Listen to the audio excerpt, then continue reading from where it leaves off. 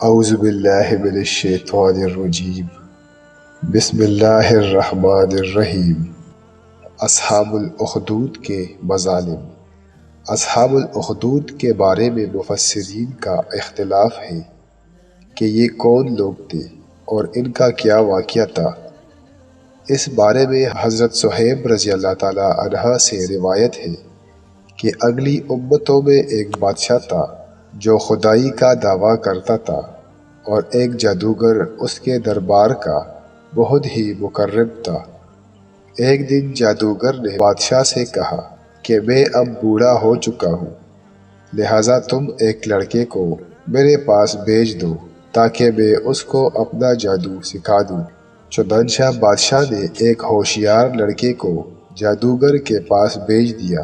لڑکا روزانہ جادوگر کے پاس آنے جانے لگا۔ ایک ایماندار راہب رہتا تھا۔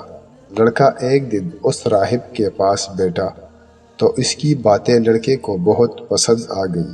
چنانچہ لڑکا جادوگر کے پاس آنے جانے میں روزانہ راہب کے پاس بیٹھنے لگا۔ ایک دن لڑکے نے دیکھا کہ ایک بڑا اور مہیم جانور کڑا انسانوں کا راستہ روکے ہوئے ہے۔ لڑکے نے یہ منظر دیکھ کر اپنے دل میں کہا کہ آج یہ ظاہر ہو جائے گا کہ جادوگر افضل ہے یا راہب۔ چنانچہ لڑکے نے ایک پتھر اٹھا کر یہ دعا مانگی کہ یا اللہ، اگر تیرے دربار میں یہ مذہب جادوگر سے زیادہ مقبول اور محبوب ہو تو اس جانور کو اسی پتھر سے مقتول فرما دے۔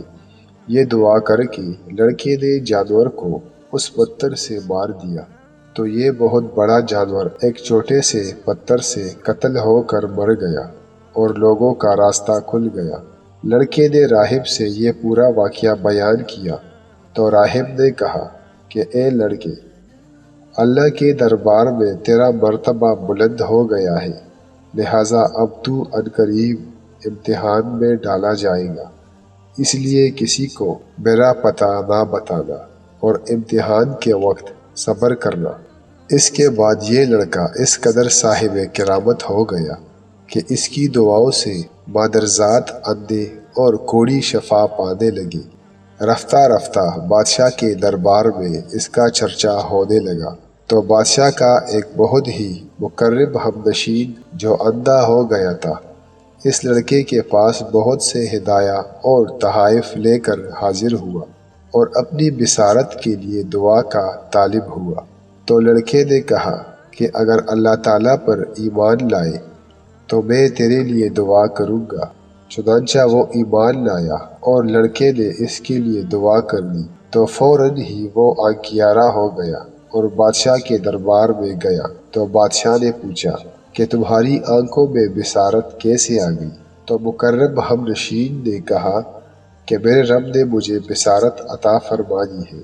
بادشاہ نے غضبناک ہو کر کہا کہ کیا میرے سوا بھی تمہارا کوئی رب ہے؟ تو اس نے کہا کہ ہاں، اللہ تعالیٰ میرا اور تیرا دونوں کا رب ہے۔ بادشاہ نے اس کو طرح طرح کی سزائیں دے کر پوچھا کہ کس نے تجھے یہ بتایا ہے؟ کہ اس نے لڑکے کا نام بتا دیا۔ پھر بادشاہ نے لڑکے کو قید کر کے اس کو اس قدر مارا پیٹا کہ اس نے راہب کا نام بتا دیا۔ بادشاہ نے راہب کو گرفتار کر کے اس سے کہا کہ تم اپنے عقیدے کو چھوڑ دو، مگر راہب نے صاف صاف کہہ دیا کہ میں اپنے اس عقیدے پر آخری دم تک قائم رہوں گا۔ یہ سن کر بادشاہ آگ بگولا ہو گیا اور اس نے راہب کے سر پر آرا چلوا کر اس کے 2 ٹکڑے کر دیے۔ اس کے بعد بادشاہ نے اپنے مقرب ہمنشین کے سر پر بھی آرا چلوا دیا۔ پھر لڑکے کو سپاہیوں کے سپرد کیا اور حکم دیا کہ اس کو پہاڑ کی چوٹی پر چڑھا کر اوپر سے نیچے لڑکا دو۔ لڑکے نے پہاڑ پر چڑھ کر دعا مانگی تو ایک زلزلہ آیا اور بادشاہ کے سپاہی زلزلے کے جھٹکوں سے ہلاک ہو گئے، اور لڑکا سلامتی کے ساتھ پھر بادشاہ کے سامنے آ کر کھڑا ہو گیا۔ پھر بادشاہ نے غیظ و غضب میں بھر کر حکم دیا کہ اس لڑکے کو کشتی پر بٹھا کر سمندر میں لے جاؤ اور سمندر کی گہرائی میں لے جا کر اس کو سمندر میں پھینک دو۔ چنانچہ بادشاہ کے سپاہی اس کو کشتی میں بٹھا کر لے گئے۔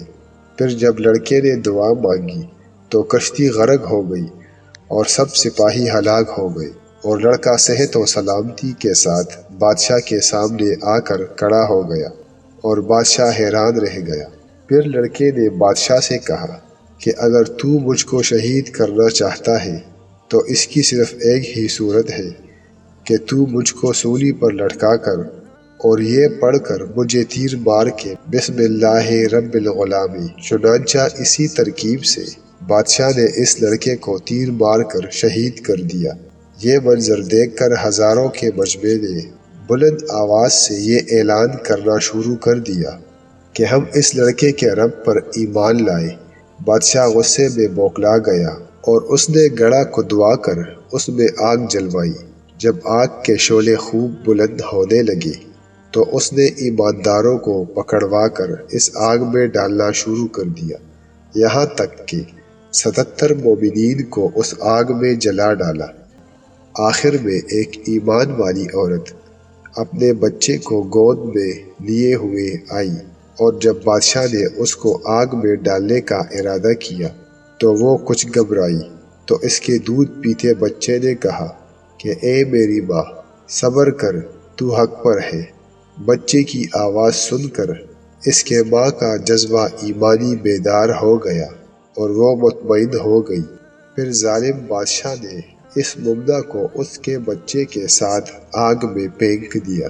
بادشاہ اور اس کے ساتھی خندق کے کنارے مومنین کے آگ میں جلنے کا منظر کرسیوں پر بیٹھ کر دیکھ رہے تھے اور اپنی کامیابی پر خوشی منا رہے تھے، اور کہے لگا رہے تھے کہ ایک دم قہر الہی نے ظالموں کو اپنی گرفت میں لے لیا، اور وہ اس طرح کے خندق کی آگ کے شعلے اس قدر بھڑک کر بلند ہوئے کہ بادشاہ اور اس کے ساتھیوں کو آگ نے اپنی لپیٹ میں لے لیا، اور سب کے سب لمحہ بھر میں جل کر راکھ کا ڈھیر ہو گئے، اور باقی تمام دوسرے مومنین کو اللہ تعالیٰ نے کافر اور ظالم کے شر سے بچا لیا۔ تفسیر ساوی، پارہ نمبر 30، سورہ بروج۔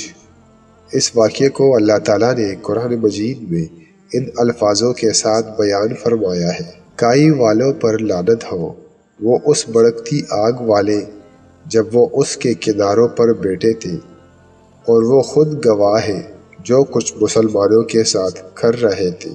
پارہ نمبر 30، سورہ بروج۔